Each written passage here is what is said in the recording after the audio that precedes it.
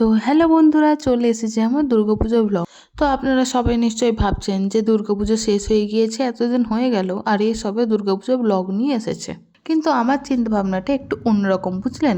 আমি ভাবলাম যে সবাই তো ওই টাইমে অনেকেই দিয়েছে দুর্গাপুজোর ব্লগ, তো সবাই আপনারা দেখে দেখেন তখন বোর হয়ে গেছেন। আর আপনারা নিজেরাও তো সবাই বাইরে গিয়ে তখন ঠাকুর দেখে এসেছেন, আর তখন এত ফোনে আর দেখতেও তো ইচ্ছা হয় না। তাই আমি ভাবলাম এখন তো সমস্ত পুজো শেষ, আপনারা নিশ্চয়ই মাকে মিস করছেন, তাই ভাবলাম এই সময় ছাড়ি।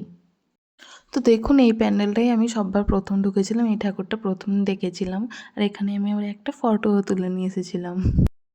আর দেখুন, এই জায়গাটার না খুব সুন্দর প্যান্ডেলটা করেছিল। এটা সাধারণত আমাদের কৃষ্ণ ঠাকুরকে নিয়ে করা হয়েছে, মানে ওনার জীবন কাহিনীটা নিয়ে।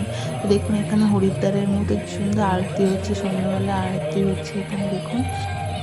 আর কত লোক দেখুন, এত বড় করে জায়গাটা করেছে, তবুও চারদিকে লোক ভর্তি। তো দেখুন, প্রথমে ধুনো নিয়ে আরতি করছিল, তারপরে প্রদীপ দিয়ে আরতি করছে, যেটা সাধারণত হরিদ্বারে হয়।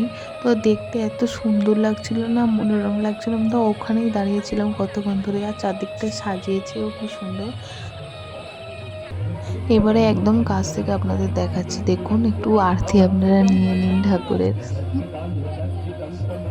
সুন্দর করে মন্ত্রের সাথে এত সুন্দরভাবে এই আরতিটা হচ্ছিল না, মনটা জাস্ট ভরে যাচ্ছিল ওখানে দাঁড়িয়ে। আর এই যে ফোয়ারাটা দেখতে পাচ্ছেন না, এটাকেও একটা লাইটিং দিয়ে বেশ সুন্দর সাজিয়েছিল। রাস্তার ওপার থেকে দেখলে ইন্ডিয়ার পতাকার ছবি পড়ছিল, বেশ সুন্দর লাগছিল। এবারে চলুন একটু ভিতরের দিকে যাওয়া যাক, দেখে নিন একটু পরিবেশটা কি সুন্দর লাগছে। দেখুন, আমাদের সামনে ঢুকতে গিয়েই এখানে কৃষ্ণ ঠাকুর তার করে আঙুলে করে বৃন্দাবন পর্বতকে তুলে আছে। বলেছিলাম না যে এটা কৃষ্ণ ঠাকুরের একটা জীবন কাহিনী নিয়ে থিমটা করেছে। কত সুন্দর দেখতে লাগছিল, আমার এত ভালো লাগছিল না যে আমি মুখে বলে বোঝাতে পারবো না। তো চলুন এবারে ভিতরের দিকে যাই। দেখুন, এটা হলো আমাদের আসল ঠাকুরের মন্দিরটা সাজছে। আর এখানে দেখুন মা যশোদা আছে, কৃষ্ণ ঠাকুরকে তাড়া করছে লাঠি নিয়ে। আর এটা দেখুন, এটা দেখে আমার সব থেকে ভালো লেগেছে। ওখানে আমাদের কৃষ্ণ আর রাধা ঠাকুর এখানে ঝুলাই ঝুলছে, এত সুন্দর লাগছিল না দেখতে। কিন্তু এই যে বাড়ির সামনে এত লোকজন আছে, আমি তো যেতেই পারিনি, না হলে আমি ভালো করে ভিডিও করতাম, ঠাকুরের ছবি তুলতাম। বেশ দূর থেকে একটু দেখিয়ে দিচ্ছি, দেখুন কি সুন্দর লাগছে না। আর সুরটাও বাচ্চলে তেমন, কি বলবো, এত ভালো লাগছিল আমার। আমার না সব থেকে ভালো লাগে রাধা কৃষ্ণের প্রেম কাহিনী, খুব ভালো লাগে আমার। তো দেখুন, পুরোটা প্যান্ডেলটাই দেখুন রাধা কৃষ্ণের থিমটা নিয়ে করেছে। এবার চলুন ভিতরের দিকে আরও যাওয়া যায়। তো এটা হলো আমাদের প্যান্ডেলের ভিতর, দেখতেই তো পাচ্ছেন সব কত লোকজনে ভর্তি। আর কোথাও তো দাঁড়ানো তো যাচ্ছে না, ভলেন্টিয়ারগুলো শুধু চেঁচাচ্ছে, সরো সরো সরো সরো, যাও যাও যাও যাও, এগো এগো এগো।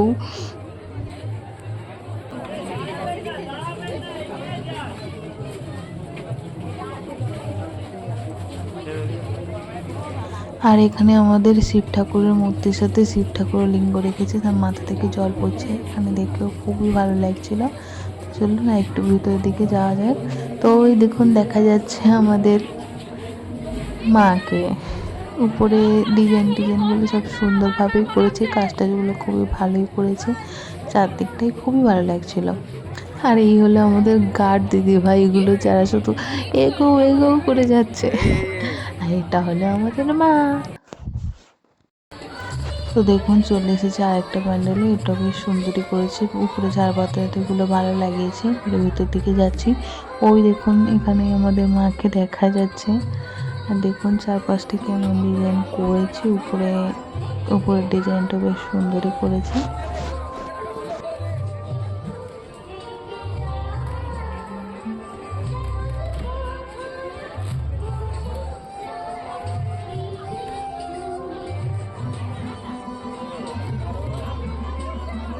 তো চলুন এবারে যাই অন্য এক প্যান্ডেলে।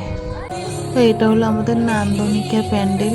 এখানে এই যে প্রথমে যে প্যান্ডেলটা দেখেছিলাম কৃষ্ণ ঠাকুর আর রাধা ঠাকুরের থিম, আর এই নান্দনিকের এইটাই দুটোই বেশ বড় করে হয়।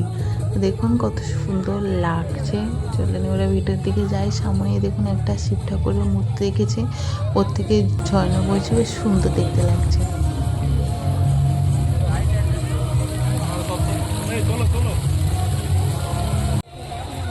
তো এবারে ঢুকছি আসল প্যান্ডেলের ভিতরে। তো এই সিঁড়ি দিয়ে উঠছি।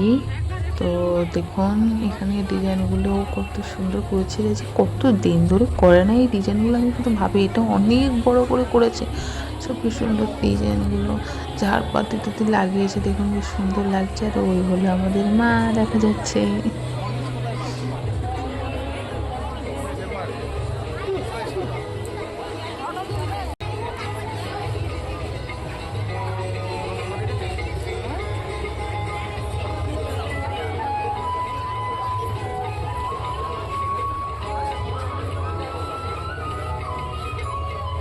তো চলুন সবাই মায়ের আশীর্বাদ নিয়ে নিন।